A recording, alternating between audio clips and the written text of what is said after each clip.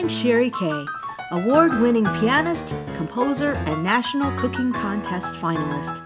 I'm also known as the Jazzy Gourmet because when I'm at home, I like to jazz up my meals, and now you can too. Hi, today we're going to jazz up our Thanksgiving table by making an edible bread dough cornucopia, or horn of plenty as it's sometimes referred to. Filled with fruits and nuts, it's sure to be the highlight of your Thanksgiving table. I first heard about this idea from the Taste of Home website. A woman named Jacqueline had come up with the idea to wrap bread dough around a disposable pizza pan that had been shaped like a cone. Well, instead of buying the pizza pan, I decided to use this. Some of you might be familiar with it. My mom and I used to use it to can tomatoes. It comes with a wooden pestle and a stand.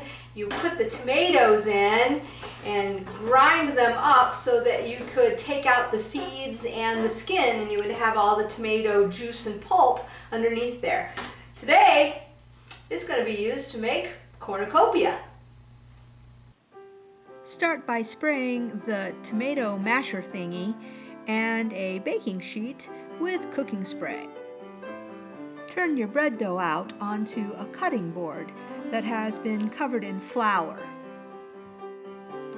Roll the dough out into a large rectangle that is about a 1/4 inch thick. Trim off the edges of the rectangle and then cut the rest of the dough into lengthwise strips that are about 1.5 inches wide.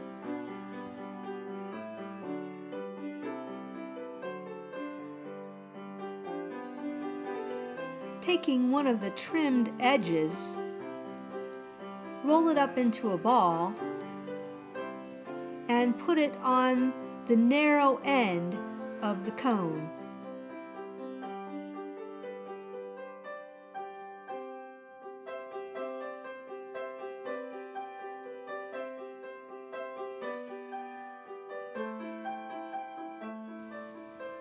Cut some of the strips in half and use them to wrap around the small end of the cone.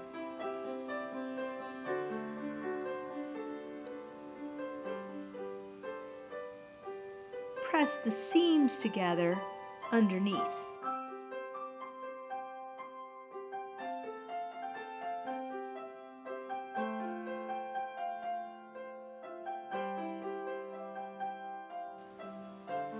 Continue adding the smaller strips, always overlapping each one as you go.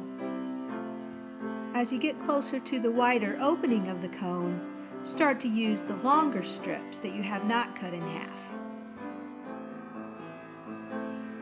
Cover the dough with a towel and let it rest for about 15 minutes.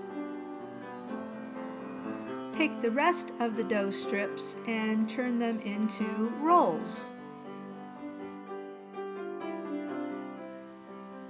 Brush the dough with an egg wash and put into a 350-degree oven for 20 minutes. While the bread is baking, dip nuts and dried fruits and pretzels in chocolate. I like to cover the pretzels with toffee bits too. After baking the cornucopia for 20 minutes, cover it with foil and put it back in for another 20 minutes.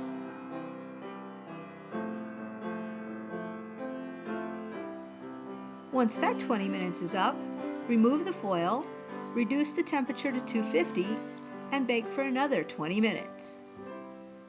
Remove your cornucopia from the oven and, using a twisting motion, remove the cone. Transfer the cornucopia to a platter. Okay, I know that's a Christmas platter, not a Thanksgiving platter, but hey, you work with what you've got. And then decorate with all those chocolate-covered nuts and fruits and pretzels that you made earlier. Add some pistachios, dried cranberries, and the dinner rolls that you made earlier with the leftover dough.